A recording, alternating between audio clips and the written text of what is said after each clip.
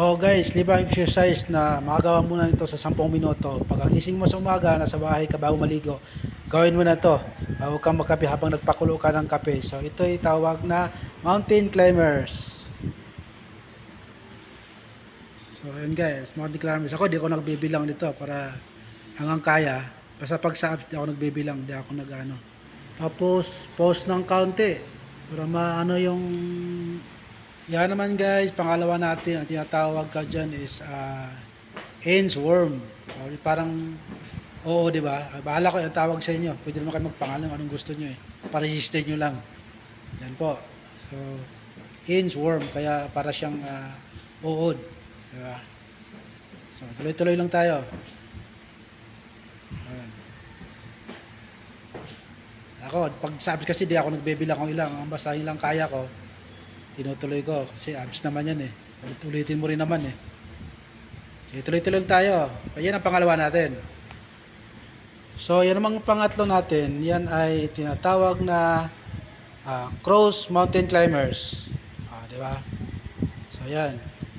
Paganda. Ramdam na ramdam ko yung aking gilid. Naiipit eh. Yun oh. Mas maganda kung padamihin mo hanggang kaya mo para kita mo talaga yung epekto. So, tuloy-tuloy lang hanggang kaya. Yun naman ang ating pang-apat. Yan ay tinatawag nating seated reverse crunches. So, yan po. So, yan. As long na kaya mo. Kung kaya mong dumami, di padamihan mo.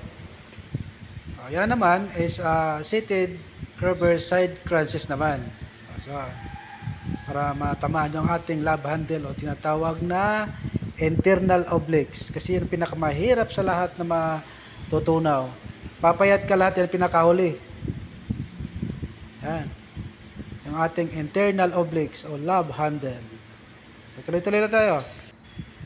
Yung ating namang panglima, yan tinatawag na incline push-up fight. So, doble ang tama dyan. Yung abs mo sa kayong chest mo. So, incline push-up fight. Ayun. Parang nagugustuhan ko na ito. Dati ayaw ko pero parang ito na paborito ko eh. Kasi nakakapag-push up ka na, nakakapag-abs ka pa. So, doble ang tama niya. Chest, saka abs. Saka ang sarap eh, sa pakiramdam eh. Hanggang ramdaman ko yung aking lower abs eh. O, di ba? Sarap!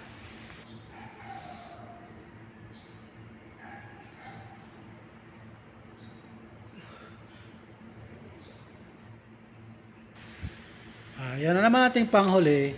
Yan ang regular na plank lang. So, yan lang. Ang gusto mong pagandahin, no, patas-tasin mo pa yung puwitan mo, o ano, pagalaw-galawin mo, pwede rin naman. So, yan, regular plank lang yan. Diba? Para